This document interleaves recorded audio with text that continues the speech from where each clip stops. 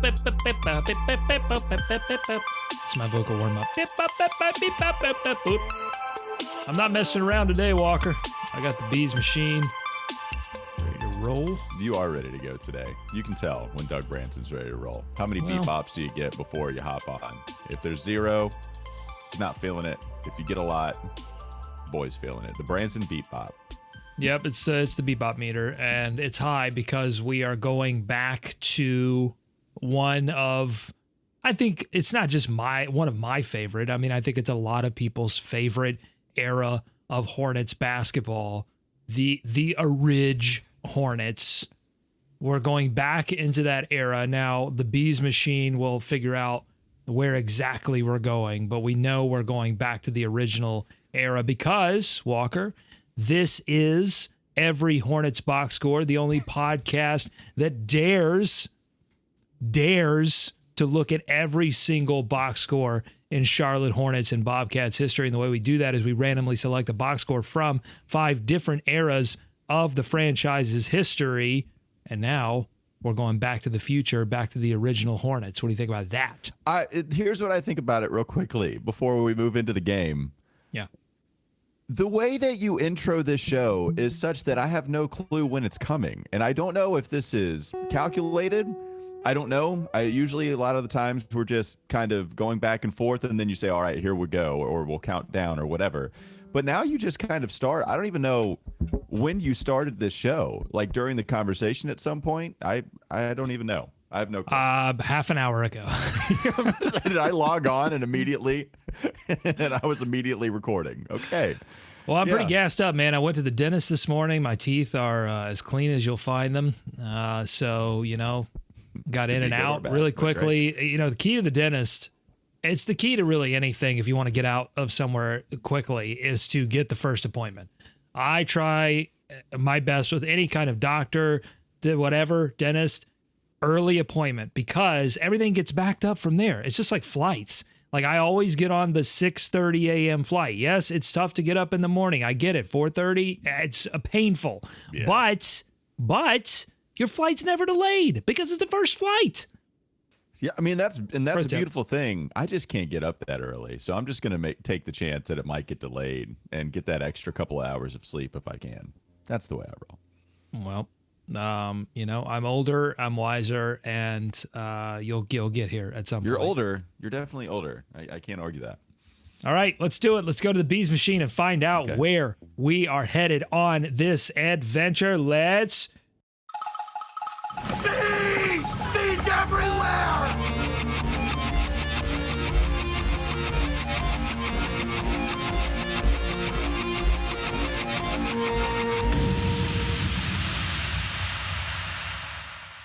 My camera shot for some reason. There we go. Wait, is it a Pacers explosion? Is that what's taking place? It's the Pacers at the Hornets, February 2nd, 1994. Woo! Walker is holding a Rick Smits number 45 Indiana Pacers jersey. Yes, and it is fit for a 5-year-old. That's right. For this episode, the Bees machine gave me a Rick Smits 5-year-old jersey that I had back in like 1997, and I thought I would bring that out to show you. Yes, watching. I might have been in diapers watching this game, but there's a very good possibility that I was watching this game. Shout out to Rick Smits. We'll talk about him. I'm excited, bringing back both of the teams that I am a fan of, and we're going to talk about a Hornets loss here, 124-112. 124-112, and both of these teams, both of these teams around the same record. The Pacers at 19-23, the Charlotte Hornets at 22-21. So they still had a winning record to this point. But before we dive into the box score, would you like, Walker, a little context around the 1993-1994 campaign for the Charlotte Hornets? Yeah, let's hear the campaign. So this was the season after they won their first playoff series against Boston. So you've got Alonzo, you've got Larry Johnson. They're both rolling along. You add Muggsy, you add Dell, and they've got a really solid core that won a playoff series and then played their next opponent pretty tough. And sky's the limit for this team, right? and you would think, all right, automatic, they're going back to the playoffs, everything is gravy. Unfortunately for the Hornets, they suffered a ton of injuries. This team was decimated by injuries. We'll get to the box score here in just a second, but you're not going to see Larry Johnson's name. You're not going to see Alonzo Mourning's name. Both of them injured for extended periods of time, and so they had to call on some help, and they were not doing well. And in fact, they finished this season right at the line, 41-41, did not make the playoffs. Yeah, this was a year where you thought maybe, just maybe, the Charlotte Hornets could get past after, get even further than their win against the Boston Celtics. That was the famous Alonzo Mourning shot. That's the most important moment in Charlotte Hornets history, and it came very early on after they were in existence from 88 and 89. Yeah, I'm trying to look at some of the standings here too. You mentioned the Charlotte Hornets, they finished dead even at 500. And Seattle that year finished 63-19. Houston was 58-24. Atlanta had 57 wins. If you look at some of the Eastern Conference teams, though, the Hornets, you felt like they could have gotten to a 50-win ball club there, and yet the injuries just piled up too much, and eventually they wouldn't be able to get past some of these injuries. Yeah, it's unfortunate because this was pretty much, it's this best core, and then you can go back to the early 2000s where they had a chance to get to the Eastern Conference Finals, and they weren't able to capitalize on it. They missed it by a game to the Miami Heat, and this was particularly a year where I think, obviously, it would be a few more years before my Hornets fandom really kicked into high gear, but I can imagine being a Hornets fan at this time and going, wait a minute, we got Alonzo, we got Larry Johnson, they're a year more seasoned, playing better together, Muggsy, Bogues, Dell Curry's great, everybody's healthy, we're good to go, we just won a playoff series, and Michael Jordan retired. The East is wide open. This is incredible. This is an opportunity.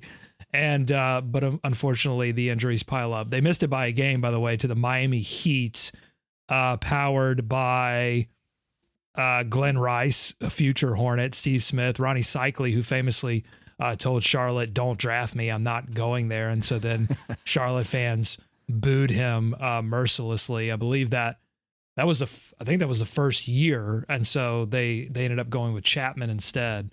Or maybe that was the J.R. Smith year. I'd have to double check that. J.R. Reed, yeah. J.R. Reed, yeah. J.R. Smith, that'd have been fun. Also, Bimbo Cole's great name for the Miami Heat during that time. Don't know anything about him, just great name. So there you go. That's the context around this particular season of Hornets basketball. Let's get to the box score. I'm going to scroll down here to the Hornets side. Starting for your Charlotte Hornets, Hersey Hawkins, Eddie Johnson, Muggsy Bogues, Mike Jaminski, and the Gap Man, Kenny Gaddison. Your reserves, Dell Curry, who was 11 of 20 from the field for 27 points. Wowza. Big game for Curry. And 4 3-pointers. Eddie Johnson had 5 3-pointers. Yeah, 12 of 23 from the field. They both attempted 8. So 16 from 2 guys on your team. And then you only had 19 total. So, yeah, Tony Bennett took a 3-pointer. David Wingate took a 3-pointer. Hersey Hawkins took the other one. A lot of good 3-point shooters, or at least guys that were going to chuck it. But Dell Curry, Hersey Hawkins, also a good shooter there. And I'm not going to say ahead of their time, but had that kind of identity. 19 3-point attempts, that's a lot in that age, in the early 1990s. 11 of 19 is and it's great. It's 58% from 3, and you managed to lose this game somehow. Let's see. So Indiana opens up the first quarter, big lead, 33-19. Second quarter, they allowed 47 points. Holy free holies. Third quarter, 80 Charlotte points did in win. That half. Right, 80 Yikes. In the first half, which is as many. You don't really see that a ton now, despite a ton of emphasis on the offensive end. No, I'm looking at these field goal percentages for Indiana. Derek McKee, 6 of 11. Reggie Miller, 9 of 3. He was 4 of 5 from 3. Rick Smits was 10 of 11. Just absolutely unstoppable. No zone in this game. So, yeah, Rick Smits dominated. Yeah, there you go. Haywood Workman, 1 of 5. Didn't have a great game. Sam Mitchell, future coach, 2 of 6, 7 points. On the bench, Vern Fleming. Another great. I love these old NBA names. Vern That's a Fleming. great one. Vern Fleming, I do know, it was one of the early players to put a triple double on the Hornets. I caught that in perusing my the media guides that I bought. So Vern Fleming has a triple double on the Hornets. Byron Scott, 8 of 9. Antonio Davis, 3 of 3. Antonio, we've had him on Locked On Hornets before. Malik Sealy, 2 of 8, and then Kenny Williams, 0 of 2 from the field. But I want to go back to the Hornets here. 32 points for Eddie Johnson, 27 points for Dell Curry. We mentioned Tony Bennett and David Wingate. And then there's a name here that I didn't initially recognize, Marty Conlon. Do you know anything about Marty Conlon? It is the one player that is listed that I have zero clue existed. I did not know at all who Marty Conlon was. Yeah, so apparently he signed a 10-day contract with the Charlotte Hornets because of all of these injuries that they had. They plucked him from the Rockford, Illinois CBA team. He was playing for the CBA at the time, I believe it's Continental Basketball Association. So Conlon, I'm going to click on his name and look through his stats real quick. So he was part of the Providence Final Four team and spent a year in Seattle, spent a year in Sacramento, comes over to Charlotte, plays. Oh, long career. Wow. Oh, yeah. Played for the Bullets after that. Then 2 years in Milwaukee, a year in Boston, 2 in Miami, and then played overseas for a time. But played 16 games for the Hornets during this period where both Zoe and LJ were missing in action. And look at that, double-digit scoring, 10 points per game, 5.6 rebounds, 1.8 assists. Wore the number 7, by the way, if you've been following along with who wore it best. It'll be a while before we get to Marty Conlon on that list. But he donned the number 7. But yeah, so if only, Walker, if only we had a chance to talk to Marty Conlon about joining the Hornets. If only. Marty, thanks so much for joining every Hornets box score. Today's box score is the first game you played for the Charlotte Hornets. And to get some context, I thought I'd start with a write-up in the Charlotte Observer the day after the game. This was written by Tom Sorensen. He writes, in real life, Marty Conlon was a center for the Rockford, Illinois Lightning of the Continental Basketball Association. He was sleeping in Rockford Tuesday when the telephone rang. It was his agent, and the news was good. The Charlotte Hornets wanted to sign Conlon to a 10-day contract. Conlon flew to Charlotte late Tuesday afternoon, and on Wednesday morning was given a physical and signed a contract. At noon, he joined the team for a light practice, and at night, he played 29 minutes in a real game. Marty, that sounds like a pretty whirlwind experience for your return back to the NBA. Yes. Is that how you remember it? Exactly. I remember waking up because I was in the Midwest, and my agent, who did a wonderful job getting me back into the NBA, called me, and he said, I got good news. I have a call up. But a little more texture to this was, I was playing well in Rockford, and I was, a 4 or 5, power forward center. And there had been a couple of call-ups prior to that for that position, other players. And they got called up. And, obviously, you wonder why I didn't get called up. Those other guys, good for them, obviously, they got called up. But, I really had some good fortune because, like you said, I played 29 minutes. Usually when you get a call up, you're sitting on the bench, kind of what we're doing right now, sitting, because they just need that slot to fill in a player for league rules. But when I got to Charlotte, the team was decimated with injuries. So, it was really good fortune that I was able to, get out there 29 minutes and play. So when I think of Charlotte and when I think of the Hornets, I only think of good things, and especially that first day. Yeah, you mentioned the injuries. No Larry Johnson for this game. No Alonzo Mourning. They were both out for extended periods during this season. A season after they had made and won their first playoff series. There was a lot of buzz around the team, and then injuries seemed to set a lot of that back in that next season. Do you remember anything about the mood of the team around the time you joined? I mean, were people, all right, we got to get this thing back together, or what was the mood around the team? Do you recall? I think the mood was maybe a bit of shock. Again, I was obviously just trying to to make it and, get some playing time and do my thing. But, I remember I didn't see Larry Johnson.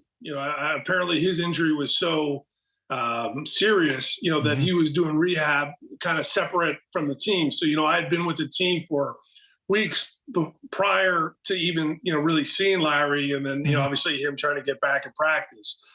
I remember Alonzo being on the bench, and I knew Alonzo prior because we were Big East rivals in college. Right. Him being obviously Georgetown, me being Providence. But I remember him being out for at least 2-3 weeks. So it was like almost like a new territory for the Hornets because, obviously those are the two young stars. But we had to find a way to kind of compete and perform. Now, for me personally, playing with Muggsy Bogues and playing that style of play, that offensive style, was really, very, very good for me in my game. Yeah. Talk about that, because I heard you mention that in another interview. Obviously, this wasn't your first rodeo in the NBA. You were in Sacramento, and then you were in Seattle for a year apiece. Right. But you got more minutes, more opportunity, and you mentioned that the offense was more wide open. Right. Talk to me about that for people that weren't aware of like how offenses ran generally in that like mid 90s era. How were the Hornets different, and how did that open up your game?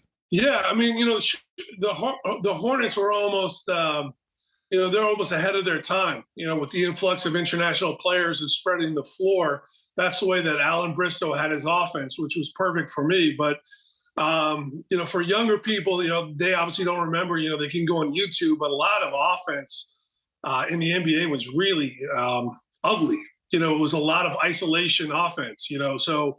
For example, let's say, you had a great 3-man, or a 4-man. Let's say, for example, Karl Malone. I remember after Charlotte, I was with the Washington Bullets. That's how old I am. I played for the Bulls, not the Wizards.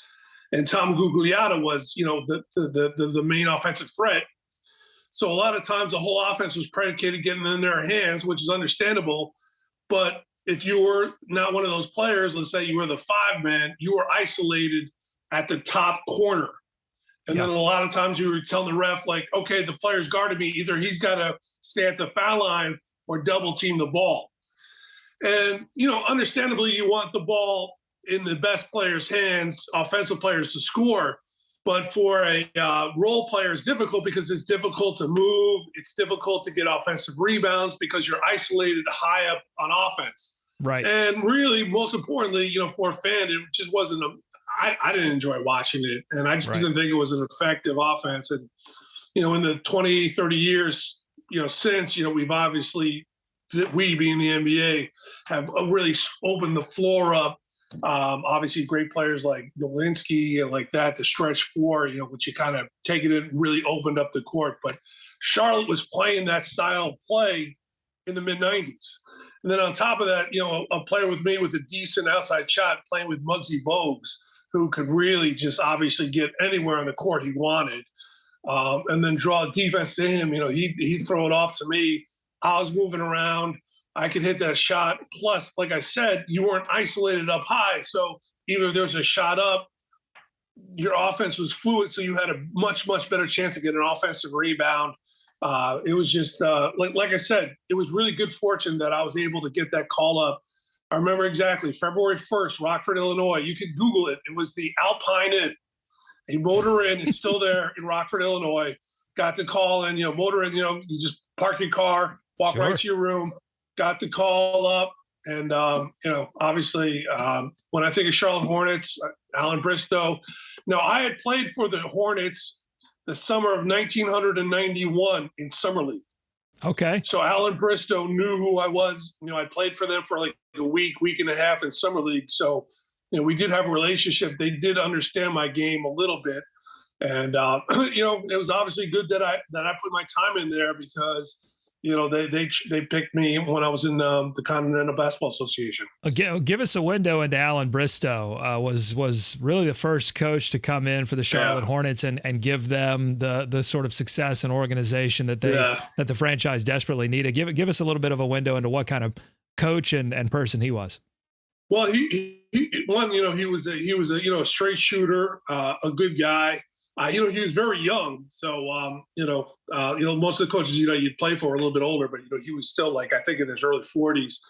What I was impressed with him is before every game, he'd come in and bring a lot of energy. A lot of times, in the NBA, it's a cerebral league. You're obviously dealing with men, adults, but he would come in, and I think it was really good for a young team. And he'd come in, I remember exactly. He'd be waiting for him, and then he'd come right out of the coach's office and just have energy and say, "Come on, we have to come get it. Let's get after it. Let's get excited."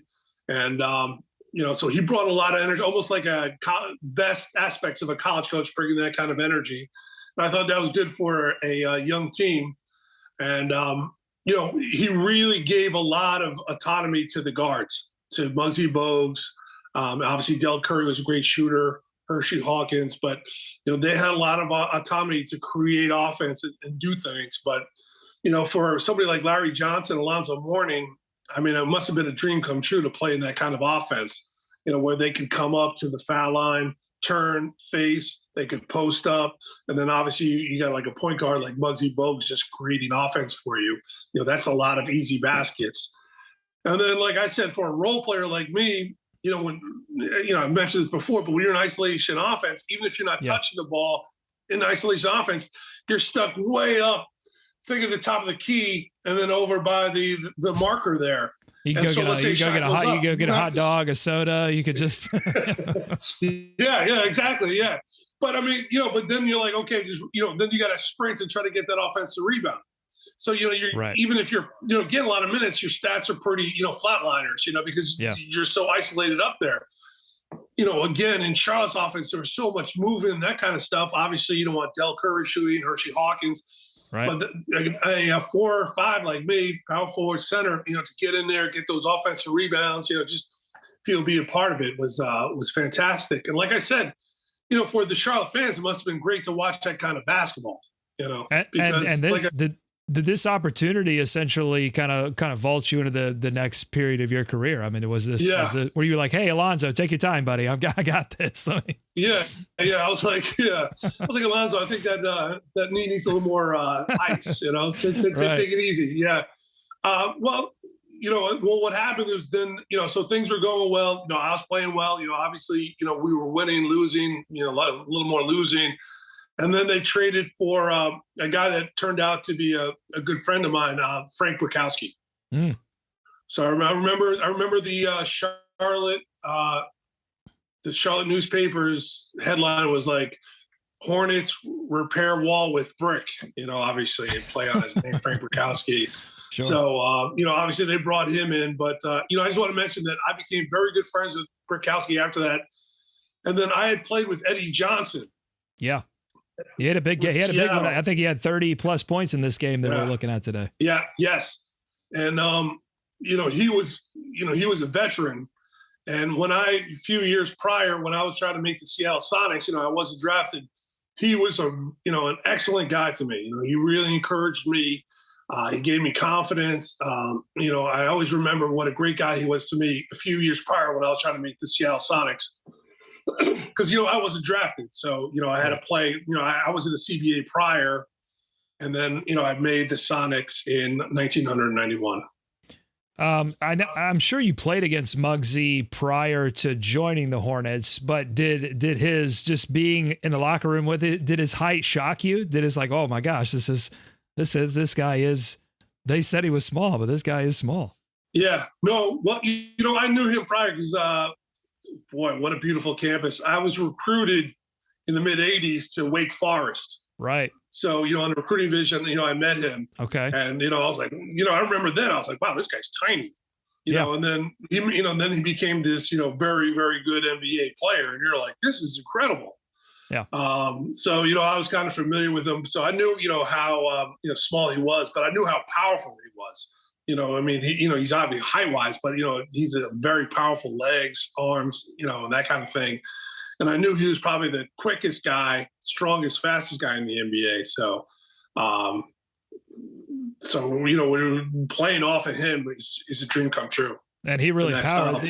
He really powered that style of play. I mean, you probably couldn't have done it without Muggsy at the point. Oh, yeah, 100%. 100%. Yeah. I mean, like that kind of offense. obviously the league has changed now, with the amount of shooters and stuff like that. But that offense, then you needed a point guard like Muggsy. But again, for a Charlotte fan back in the mid '90s, I mean, that was a great style play to watch because, again, I don't know if people really, everybody's much, worse, I'm older. They don't remember how isolated offense was back in the '90s. And, I didn't like it. So, I think it was ahead of its time, and the style of play that they're playing now in the NBA is much, much better offensively. You mentioned Larry Johnson wasn't around the team because of his injury, but Alonzo was. I don't know if you remember this, but in this game, in the reporting for this game, I found out that Alonzo actually got a technical on the bench. They teed him up on the bench, which I think is still kind of rare for somebody in the suit and tie. No, they kicked him out of the game. They said ejection. Yeah. So what do you remember about that moment? Well, I remember that, playing against him, I remember he was a very, very intense, guy, and I remember, you know what I do remember? I remember playing against him in college. Yeah. And, the college, the talent level was so much higher than it is now. So you just imagine this Big East with Dikembe Mutombo, Alonzo Mourning, Jason Williams St. John's. Yeah. Derek Coleman, Syracuse, Billy Owens, Syracuse. So, I'd play against these guys, and, each of those teams, when I played for Providence, we beat them. Obviously they would beat us, but we played 2-3 times a year. Yeah. And they were all lottery picks. So, when I wasn't drafted, I said, well, if those guys are lottery picks, they're probably the understanding that they'll probably become all-star players, which obviously Alonzo Mourning did, Mutombo did, Derek Coleman did. So if I can play okay against them in college, there might be an opportunity for me in the NBA. So that's a long way to get around to. I remember him being a very, very intense guy. And then obviously he showed it there on the bench, he obviously wanted to win so bad that, he got ejected from the game, a game that he didn't even play in. So it was pretty wild. Fantastic. This has been amazing. I've got one final question for you. Sure. Basketball Reference lists your nickname as Celtic Killer. Do you recognize that nickname? Are you aware of this nickname that Basketball Reference says you have, Celtic Killer? Yeah, it was really when I was with the Milwaukee Bucks, 2 years with the Milwaukee Bucks in the mid '90s. So after Charlotte, I was really given an opportunity to play a lot. And, I think up in New England, they remember me from Providence. So, Did you have any other nicknames? Did you have any other nicknames? In any level, did you have any other great nicknames? I remember in Seattle, and then it was at the very end, you see it on cable, they call me Marty McFly. All right, Back to the movies, Marty McFly. So I remember Eddie Johnson, those guys used to tease me with that, because I remember at that time the Back to the Future. So, any nickname that they would give me, I'd take. But again, just going back to the Hornets, it was really good fortune that, I was called up by them because, like we said, the injuries were wide open. I could have been chosen by another team prior to that in January. And, I would probably just sat the bench and then been back in the CBA. So, really, when I think of Charlotte, when I think of the Hornets, I only think of good things. It was 7 great weeks of basketball for me. Awesome. Well, before we get you out of here, Marty, tell us about MartyProHoops.com. This is your basketball clinic. So I'm just I live in Connecticut, the tri-state area outside New York, and I train players. So I'm coaching high school up here in Connecticut, and I'm training players up here, and I coach at a high school near where Scotty Burrell coaches here in Connecticut. Oh, another former Charlotte. Yeah. So, and so, anybody got young people here in suburban Connecticut, let me know. I'll train you. All right. Well, yeah. Well, I'm interested in this. What's the one piece of advice that if you want them to take away, if you learn nothing else, what do you want people to take away? That during the off season is a time to collect offensive skills. So, so for example, obviously when I was young, I was always the tallest guy on the team. So they say, Conlon, get underneath. You're the center. But during the off season, when I would go to a basketball camp, I'd bring a notebook and I'd work on my jump shot. I'd work on my ball handling. I'd work on those things, not necessarily for 9th grade, for 10th grade, but hopefully for, university, for college, for maybe professional. And it did come true because, obviously 7th, 8th grade, 9th grade, I was in the post, in high school. But when I was with the Charlotte Hornets, it was important for me to hit that 16-footer when Muggsy Bogues drove. Yeah. So that work that I would put in the summers, working on those skills that I not necessarily used during the season, but I knew I'd use 3-4 years down the road if my career progressed, came in handy. Awesome. Well, thank you so much, Marty. We really appreciate the time. My pleasure. Okay, so there you go. Marty Conlon, a.k.a. the Celtic Killer, a.k.a. Marty McFly. That was the nickname that a lot of folks gave him. That's a fun nickname, especially to have during the late 80s, early 90s. I don't know if it's the same as Celtic Killer, but Marty McFly, yes, also a very good one. Celtic Killer. I imagine a lot of people like that nickname. Well, Marty was a big that liked to run the floor. I mean, I did manage to find some highlights and game footage of Marty Conlon on YouTube, playing for the Charlotte Hornets, and he was a little bit of a mobile big. And what I love about that conversation is that he really kind of opened up my eyes to how different this Hornets offense was than the rest of the league. And you and I sort of touched on that before we went to that interview, which is, look at this. I mean, 5 of 8 from 3 for Eddie, 4 of 8 from Dell Curry. Muggsy had 10 assists in this game. Only 5 points, but 10 assists. He was moving the basketball a lot. He was getting up and down the floor. 32 total. Yeah. 32 assists. They shared the basketball. This wasn't an ISO team, Walker. Yeah, well, and plus, especially with Alonzo out and you don't have Larry Johnson in this game either. Yeah. It's kind of called for, especially when Muggsy Bogues is the guy bringing the ball up the floor. Eddie Johnson and Dell Curry, especially Dell Curry, a spot-up shooter. You're going to have to find ways to manufacture some points and move the basketball around. Now, they scored 112. It was the defense that allowed a really high field goal percentage to the Indiana Pacers. That's not going to get it done. But at least offensively, they gave themselves a chance with a couple of players in Eddie Johnson and Dell Curry. That was it, though. I mean, that was it. Who else was scoring the basket? I guess you had a little bit of help from Hersey, but not a good field goal percentage from him, not shooting the ball well. Didn't even take many from deep. And then you had to rely a ton on your bench. 4 guys getting over 20 minutes in this game, and you just didn't have enough of the firepower to get the ball in the bucket.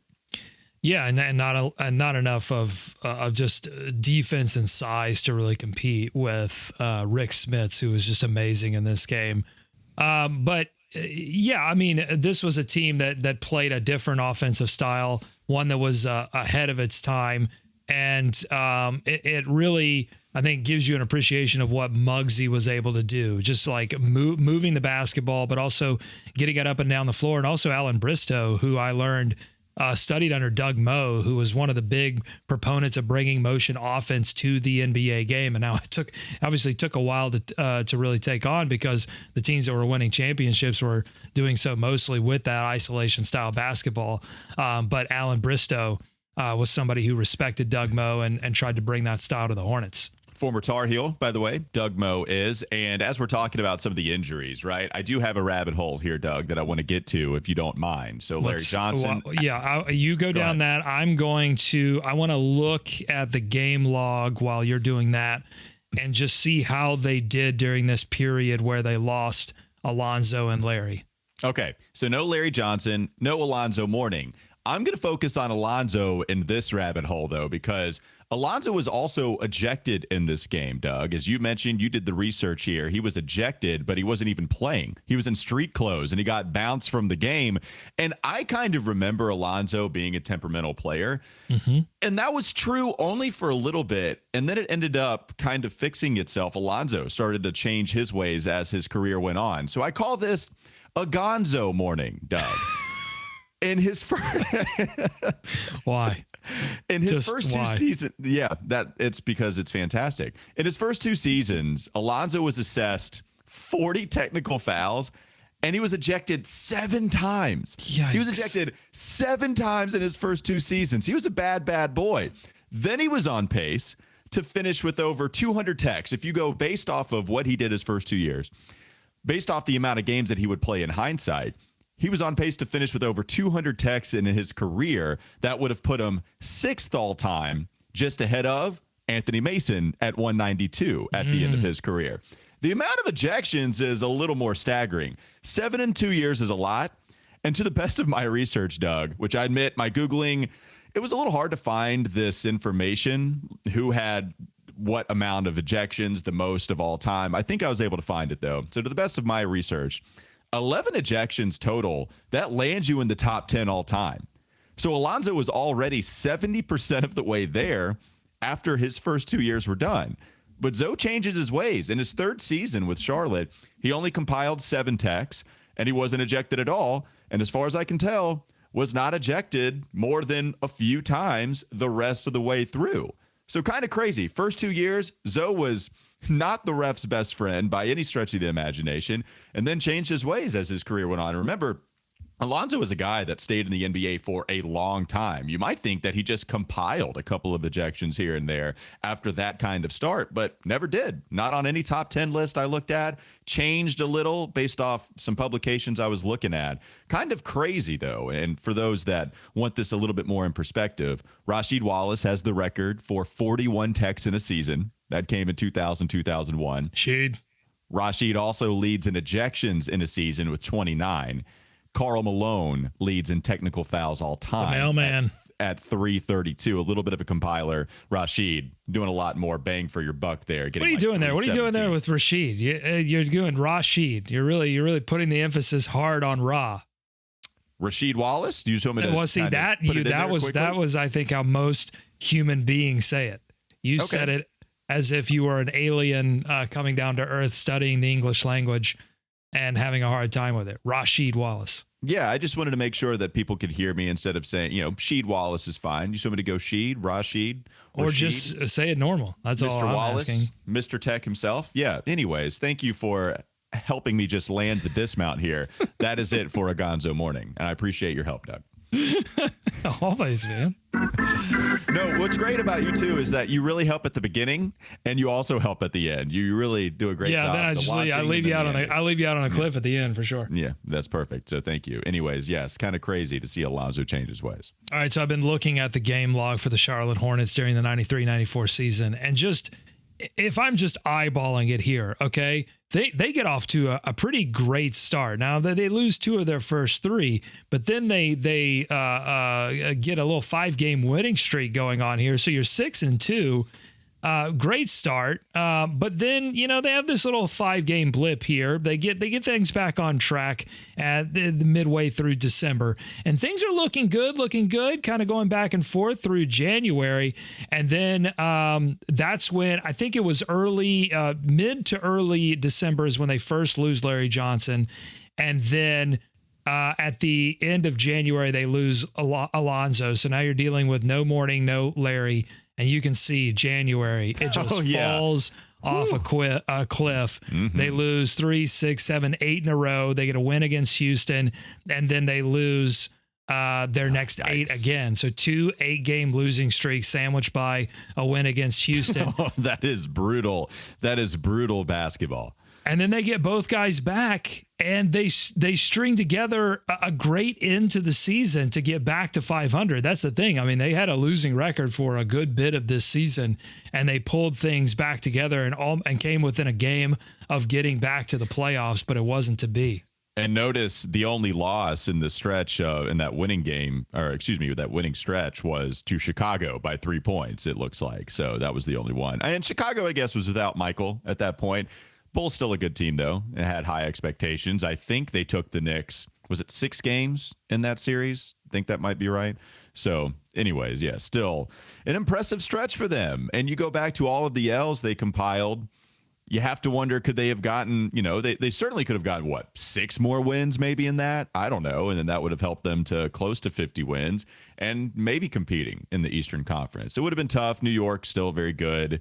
That was the year also I think Orlando Orlando would have gone, what was it, the next year? But anyways, those were the two. Michael Jordan gone from the NBA years. Well, here's something interesting. So in our last episode, we talked about how the Hornets missed the playoffs in 18-19, partially due to the fact that they lost to the Orlando Magic, who were being coached by Steve Clifford, who was the Hornets coach in the previous season. So it was a little bit poetic that they get knocked out by the coach that they fired. Okay. Well, here's something interesting. They lose the final game of this season. I just told you they were a game out of the playoffs. They lose their final game of the season to the Washington Bullets, who Marty Conlon would go on to play for because the Hornets did not keep Marty Conlon on after Zoe returned. So do I dare I've not clicked on this box score. I don't know what I'm going to see here. Do I dare click on this Bullets box score to see if Conlon put the stake in the Hornets? I think we need to revisit this once we get to 2047, and then once we get to that episode, and then I'm going to do it now. Okay. I'm going to do it now. We're going to go Bullets 117 over the Hornet. They needed this game so desperately. And the Bullets, look at this. This was a terrible. The Bullets were terrible. 24-58. They threw this season away. I mean, I don't know. I have to go look and see if Miami also, if Miami won their game, it wouldn't have mattered. But oh man, incredible pace to this game. 106.3. That's like modern day pace. Yeah, both of them doing that. Okay, I'm looking at it. So you've got Larry back, you've got Zoe back, everything's humming along. Well, that's a lot of Tony Bennett in this game too. 37 minutes from Tony Bennett. Yeah, Eddie Johnson goes back to the bench, so something must have gone wrong with Eddie Johnson. What happened? Yeah, what happened there? Why is Tony Bennett getting 37 minutes? We'll have to ask Alan Bristow someday. I'm scared. Did he do it? Did Marty Conlon didn't play many minutes in this game. But that's okay. Hey, but look at this name. Rex Chapman for the Washington Bullets. I would not have guessed that he played for Washington. I don't remember that. And I know Phoenix. I know obviously the Hornets. I would not have guessed Washington. Just completely would have slipped my mind. Well, we haven't talked a lot about Sexy Rexy yet. But Rex Chapman, of course, was the first draft pick, first rounder draft pick in Hornets history. But Rex had a little bit of a checkered history in Charlotte, was known, had a reputation of being a little bit temperamental, and taking some shots that the coach didn't want him to take. They have great relationships with Hornets coach or Hornets management. I don't think Shin liked him either. So Rex eventually exits the franchise. Only has 10 points in this one. This was really about Gugliotta. 31 points. That early, I did not know that he was putting up numbers in 93, 94. I would have guessed his heyday was like, I don't know, 97, a little bit later, but goodness gracious, 30 in 94. I did not know he was doing work that early. Googs. And Rex Chapman finished with 10 points. 10 of 13.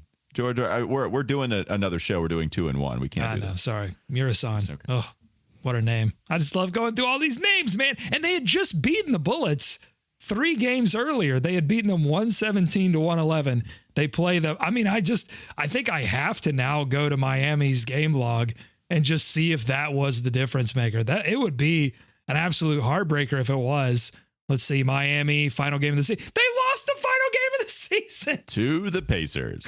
Whoa, my God. They could have, I don't know if they had the tiebreaker, but they could have gone to the postseason. Yeah. They could have possibly gone to the postseason had it not been for the Washington Bullets, who had Marty Conlon after maybe it was all good. Maybe it was just a good luck. Maybe Conlon was a good luck charm, and they lost it because they gave up Marty Conlon. So, yeah, if you want to play that game, you go to the standings. Who are the teams I mentioned? I think it was Atlanta and New York at the top of the Eastern Conference standings. New York, they're going to win. Atlanta, I don't know what Atlanta did. They never really did anything too much in their playoff history because, remember, they just ended their endless conference finals streak a couple years ago when they upset the Philadelphia 76ers. So 57, a lot of wins in that regular season. I wonder if they got upset, though. Oh, look at these little Craig Elo, little Mookie Blaylock, little Kevin Willis, Danny Manning, Dominique Wilkins, of course, Stacey Augmon. John Koncak. We're just going all over the. Yes, we are. Andrew Lang. Yeah. Dwayne Farrell. Ennis Watley. Yeah. Okay. Adam Keefe. Okay. Doug Edwards. Paul Graham. Almost. John Bagley. And last one. Ricky Grace. My daughter's name. Ricky?